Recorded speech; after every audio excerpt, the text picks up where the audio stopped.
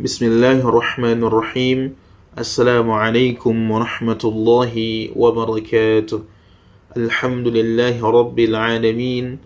Wassalatu wassalamu ala sayyidil mursalin Nabina Muhammadin wa ala alihi wa sahbihi ajma'in, amma ba'du.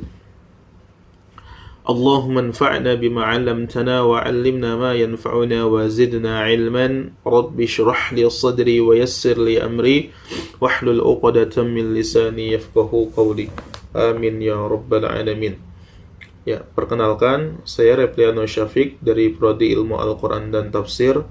Saya hendak menunaikan tugas ujian akhir semester 3 dari mata kuliah Sejarah Al-Quran dengan dosen pengampu Ustadz Dr. Mukhrij Sidki LC MA. Dalam video ini saya akan membahas bab 4 daripada buku rekonstruksi sejarah Al-Quran dengan penulis Ustadz Taufik Adnan Amal. Teman-teman yang dirahmati Allah Subhanahu wa Ta'ala, mengapa sih kita penting untuk mempelajari sejarah Al-Quran? Jawabannya adalah karena sejarah Al-Quran memberikan pemahaman mendalam tentang proses pewahyuan, pemeliharaan, dan pengumpulan kitab suci ini, yaitu Al-Quran. Kemudian pada bab 4 ini saya akan membahas 5 aspek utama. Yang pertama yaitu penyebaran tulis-menulis di Arabia. Yang kedua, pemeliharaan Al-Quran pada masa Nabi Muhammad SAW. Yang ketiga, pengumpulan Al-Quran pada masa Nabi dan setelah wafatnya Nabi Muhammad SAW. Yang keempat, pengumpulan pertama oleh sahabat Zaid bin Thabit. Dan yang terakhir yaitu bentuk mushaf Utsmani. Langsung saja, yang pertama saya akan membahas penyebaran tulis-menulis di Arabia sebelum Islam datang. Tradisi tulis-menulis di Jazirah Arab masih sangat terbatas. Masyarakat Arab lebih mengandalkan tradisi hafalan untuk menyampaikan puisi, sejarah, atau cerita. Namun, tulisan sudah dikenal di kalangan tertentu, terutama para pedagang yang membutuhkan catatan dalam perdagangan internasional. Aksara yang digunakan adalah aksara Arab yang berkembang dari aksara Nabat. Ketika Islam datang, wahyu pertama yang diterima Nabi Muhammad adalah ayat Iqra, bacalah, yang menjadi titik awal dorongan untuk kita melek akan huruf. Ya. Kemudian wahyu Al-Quran sendiri sangat menekankan pentingnya membaca, menulis, dan mencari ilmu. Oleh karena itu, Nabi Muhammad mulai meminta beberapa sahabat yang bisa menulis untuk mencatat wahyu yang diterimanya agar ayat-ayat Al-Quran tidak hilang. Kemudian kita lanjut pada aspek yang kedua, yaitu pemeliharaan Al-Quran pada masa Nabi Muhammad sallallahu alaihi wasallam. Pada masa Nabi Muhammad sallallahu alaihi wasallam ada 2 cara utama untuk menjaga Al-Quran. Yang pertama yaitu melalui hafalan, kemudian yang kedua melalui tulisan. Ya, pertama kita bahas penjagaan atau pemeliharaan melalui hafalan terlebih dahulu. Ya, teman-teman yang dirahmati Allah Subhanahu wa Ta'ala, Al-Quran dihafal oleh Nabi Muhammad dan para sahabat Nabi Muhammad SAW. Hafalan adalah metode utama karena masyarakat Arab saat itu memiliki tradisi hafalan yang sangat kuat. Mereka sangat terbiasa menghafal puisi atau cerita panjang, sehingga menghafal Al-Quran pun menjadi hal yang sangat lumrah. Nabi sendiri pun mengulangi hafalannya bersama malaikat Jibril setiap bulan Ramadan, dan di tahun terakhir kehidupannya, hafalan ini diperiksa 2 kali oleh malaikat Jibril. Ya, jadi itu penjagaan atau pemeliharaan yang pertama yaitu melalui hafalan. Kemudian kita masuk pemeliharaan yang kedua yaitu melalui tulis. Ya, setelah itu Nabi Muhammad meminta beberapa sahabat seperti Zaid bin Thabit, Muawiyah bin Abi Sufyan, dan Ubay bin Ka'ab untuk menjadi katibul wahyi, yaitu penulis wahyu. Mereka menuliskan ayat-ayat Al-Quran di media yang tersedia saat itu. Ya, medianya sangat terbatas sekali ya. Seperti apa sih? Yaitu seperti kulit hewan, pelepah kurma, batu datar, dan tulang binatang. Kemudian tidak hanya itu, Nabi selalu memastikan bahwa ayat yang dihafal atau ditulis sesuai dengan wahyu yang diterimanya, sehingga tidak akan terjadi yang namanya kesalahan.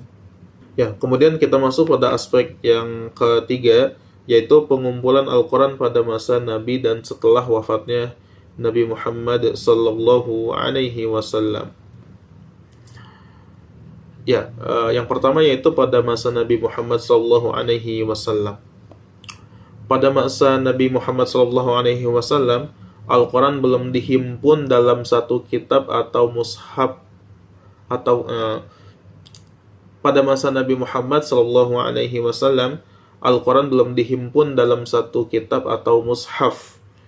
Ayat-ayatnya tersebar dalam hafalan para sahabat dan catatan yang terpisah-pisah. Nabi fokus menyampaikan wahyu dan membimbing umat, bukan pada menghimpun Al-Quran menjadi satu kitab. Kemudian kita masuk pemeliharaan pada masa setelah wafatnya Nabi Muhammad sallallahu alaihi wasallam. Setelah Nabi wafat, terjadilah perang Yamamah, di mana banyak sekali penghafal Al-Quran yang gugur. Ya, kalau tidak salah jumlahnya 60 atau 80 penghafal Al-Quran yang syahid. Kemudian Umar bin Khattab radhiyallahu anhu sangat khawatir bahwa jika tidak segera dikumpulkan Al-Quran, maka Al-Quran bisa hilang. Umar bin Khattab pun menyarankan kepada Khalifah Abu Bakar As-Siddiq untuk mengambil tindakan. Maka alhamdulillah Abu Bakar As-Siddiq pun menyetujuinya, dan beliau menunjuk sahabat Zaid bin Thabit, yaitu sahabat muda yang dikenal hafal Al-Quran dan sering menulis wahyu, untuk memimpin proses pengumpulan Al-Quran. Ya, kemudian aspek yang ketiga ini, atau inti dari aspek yang ketiga ini ada dua, yaitu pengumpulan pada masa Nabi Muhammad SAW tidak terkumpulnya atau tidak dilakukan pengumpulan Al-Quran. Kemudian inti yang kedua yaitu pada masa setelah Nabi wafat. Ya. Pada setelah Nabi wafat, maka Al-Quran baru dibukukan, ya, berkat ide dari sahabat Umar bin Khattab radhiyallahu anhu. Ya, kemudian kita masuk pada aspek yang keempat, yaitu pengumpulan pertama oleh sahabat Zaid bin Thabit. Ya, sahabat Zaid bin Thabit memimpin proses ini dengan sangat hati-hati. Ia mengumpulkan ayat-ayat dari beliau mengumpulkan ayat-ayat dari hafalan para sahabat yang telah menghafal Al-Quran langsung dari Nabi, dan tulisan-tulisan yang tersebar di berbagai media seperti kulit, pelepah kurma, atau tulang belulang. Untuk memastikan keaslian, Zaid hanya menerima ayat-ayat yang didukung oleh dua saksi yang hafal ayat tersebut. Hasilnya, mushaf pertama ini selesai dan disimpan oleh Abu Bakar. Ya, jadi membuahkan hasil ya. Dari Zaid bin Thabit ini membuahkan hasil. Kemudian mushaf pertama ini selesai dan disimpan kepada sahabat Abu Bakar As-Siddiq. Ya, setelah Abu Bakar wafat, mushaf itu diwariskan kepada Umar bin Khattab dan kemudian disimpan oleh anaknya, yaitu Hafsah binti Umar, putri Umar bin Khattab, dan mushaf ini menjadi dokumen resmi yang menjadi rujukan umat Islam pada masa berikutnya. Ya, itulah poin atau aspek yang keempat. Ya, kemudian kita masuk pada aspek yang kelima, yaitu bentuk dan kandungan mushaf pra-Utsmani. Sebelum Khalifah Utsman bin Affan melakukan kodifikasi, ada beberapa mushaf pribadi yang dimiliki oleh sahabat, seperti mushaf Ibnu Mas'ud, mushaf Ubay bin Ka'ab, dan mushaf dari Ali bin Abi Thalib.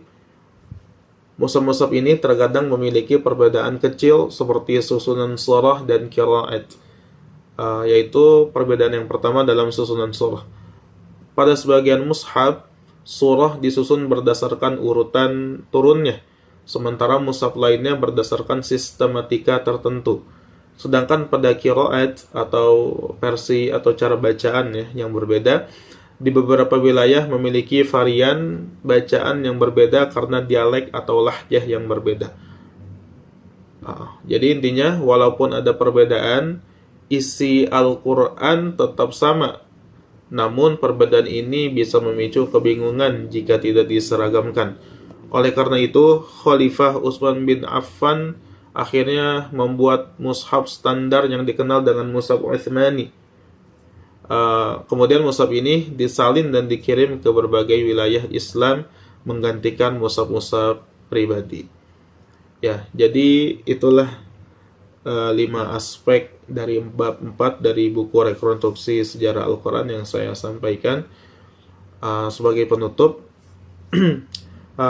yang pertama bahwasanya proses pewahyuan, pemeliharaan, dan pengumpulan Al-Quran adalah bukti nyata bagaimana kitab suci ini dijaga dengan penuh kehati-hatian. Berikutnya, dengan kombinasi hafalan dan penulisan, Al-Quran berhasil dilestarikan secara utuh sejak masa Nabi hingga saat ini. Dan sejarah ini menunjukkan bahwa Al-Quran benar-benar terjaga sesuai janji Allah dalam surah Al-Hijr ayat 9. Allah Subhanahu wa taala berfirman, "Inna nahnu nazzalna dzikra wa inna lahu lahafizun." Sesungguhnya kamilah yang menurunkan Al-Quran dan sesungguhnya kami pula yang menjaganya. Ya, cukup sekian yang dapat saya sampaikan. Kurang dan lebihnya mohon dimaafkan. Wabillahi taufiq wal hidayah. Assalamualaikum warahmatullahi wabarakatuh.